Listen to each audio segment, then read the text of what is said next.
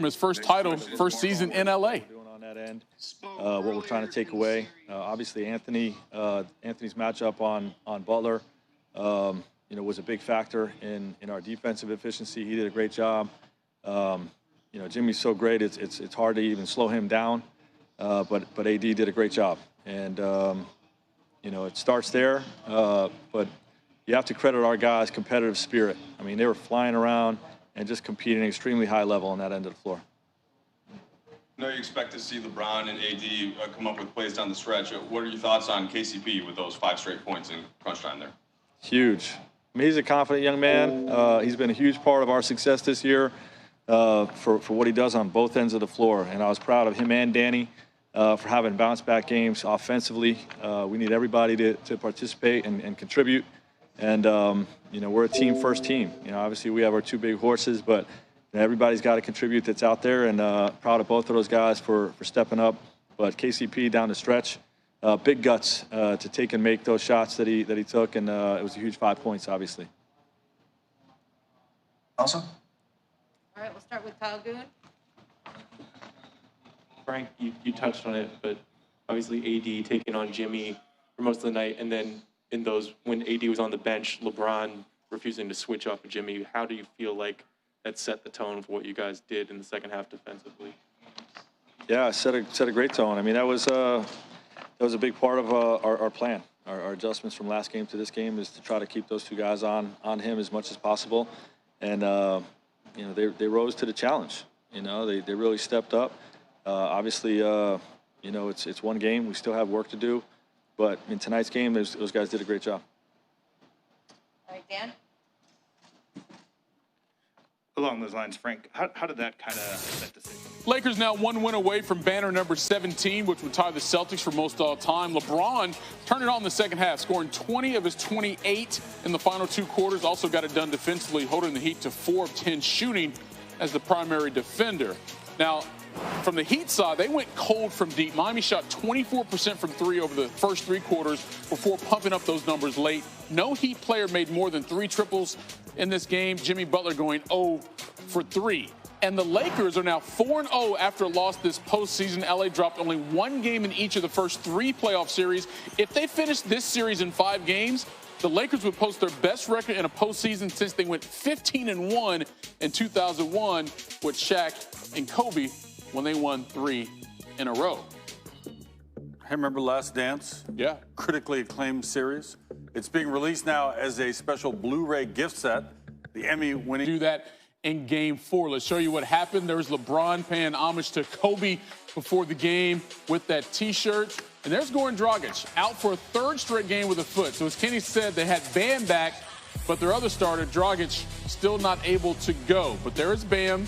After missing games 2 and 3, and early on, little isolation play for Anthony Davis. They're like, all right, let's see what he can do. All right, that's pretty good. Good defense there. Then leads to a transition opportunity the other way. And what's he do? Oh, he finishes. Okay, Bam, we see you running the floor. And then later, Jimmy Butler coming off that 40-point triple-double, just the 3rd player ever in NBA Finals history to do that. All the way to the glass, under Dwight Howard more than over him. Nonetheless, gets the bucket and the fouls. And here, double team coming real quickly. No surprise, and that leads to a bad pass from Duncan Robinson. And then LeBron just so disrespectful to Tyler Hero. A little bit of a flop there from Tyler, but still, LeBron's like, I'm the king, right? Let's go to the second quarter. Heat up 2. Adebayo. Nice. Markieff Morris and 1 up 4. Then LeBron, oh my goodness. Dude, he's 35 years old. He's been in the league ever and still doing plays like that. It's still remarkable. I don't think we appreciate it enough. And there's Bam off the Butler miss. Rebound, putting it back up. And that's over LeBron. Heat with a 4-point advantage. Rondo, AD. How about them Wildcats? LeBron's like, all right, I like this. So the Lakers had a 2-point lead at the break. 3rd quarter. How would the Heat respond? Speaking of Wildcats, Hero. Oh, my. What? I need to see that one more time. I don't think a floater is a strong enough word for that one. Hero, the rookie, had 21 in this game. a star in the making. Then LeBron from the logo, Jerry West approved. Lakers regain the lead 55-54. LeBron from AD. Eric Spoelstra's like, yo, we need a timeout because that was a 7-0 LA run. And LeBron, top of the key. Don't matter who's guarding him. Lakers lead by 5 going to the fourth. 55-0 this season when leading after 3 quarters. Could they extend it?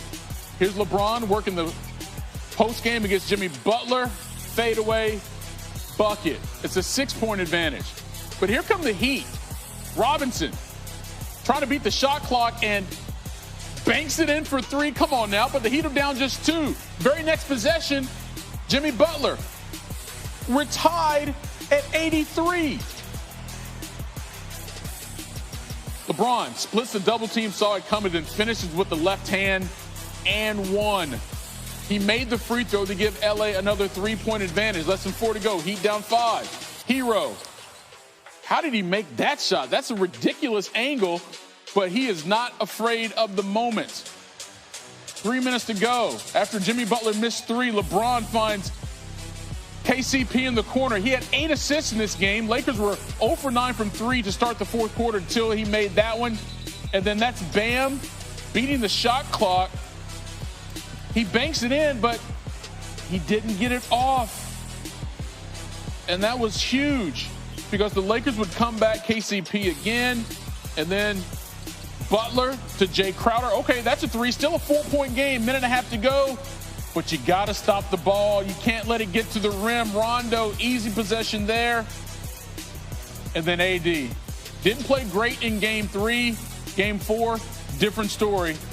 As he gets over 20 points, LeBron goes for 28, 12, and 8. Lakers win it by 6. And now they have a 3-1 series advantage. Now, the Lakers are the 36th team to go up 3-1 in the finals. Only one of the previous 35 blew that lead. Anybody remember who that was? Tell me. Yeah, the Warriors. 2 LeBron and the Cavs back in 2016. Except this time, though, LeBron is the guy with the 3-1 lead. 1 win away from his 4th NBA title with his 3rd team. You will hear from all the many participants from that game real soon. Right now, we got Tim Legler for some analysis. It happens all the time, regular season or playoffs. One team misses at one end, the other guys go the other way and hit. It probably happened too many times against the Heat this evening, right? Yeah, it did, Kenny, and I think that's where you're talking about really the big difference in this game, the swings, because the margin for error against a team like the Lakers is so small. So when you work hard enough to get a clean look against a great defense, you've got to make a higher percentage than the Heat did. And it felt like every time they missed one of those good looks, it ended up with something great on the other end for the Lakers. Here are some examples. This is Tyler Hero. This is one of the guys you want taking that exact shot. Misses a wide open look in a 1-point game. Come down the other way, swing the ball a little bit. Nice job by the Lakers being patient right here. But ultimately, this ball gets swung, and this is Alex Caruso. He's not as good a shooter as Tyler Hero, and that's actually a contested shot, but he bangs it. Here on the break, again, up 3. Man, to go up 6 right there is a huge swing. Instead, Crowder misses. You come the other way.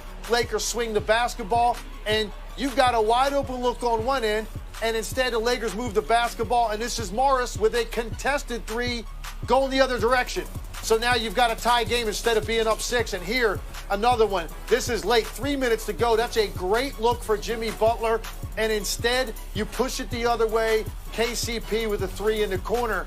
So for me, those swings are too much to overcome against a team like the Lakers because you have to work so hard to get space. It's so difficult to get to the rim because of the length of Anthony Davis that when you get an open look on the perimeter, you have to make a higher percentage than the Heat were able to tonight, and give the Lakers credit because they capitalized on virtually every one of those misses. After the first 2 losses, everyone from Miami said, we just got to play harder. Like they thought the effort level was what was missing. Lakers came in huge favorites to win this thing. Obviously, they're up 3-1, big favorites to finish them off. But they have not broken Miami's will by any means, have they?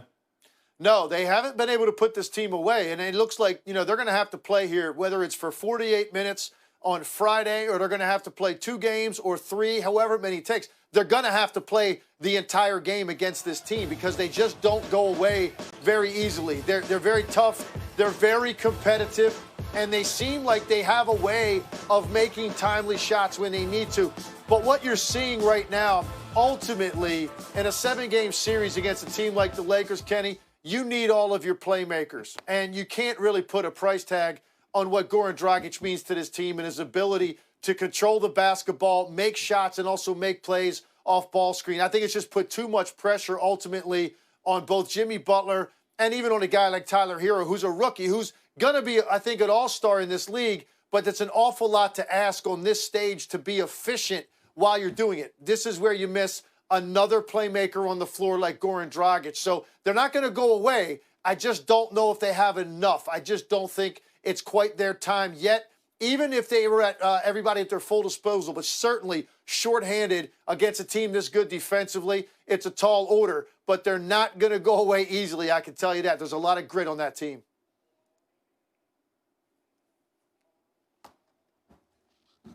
We still have live coverage coming right now. We go to Eric Spoelstra at the podium.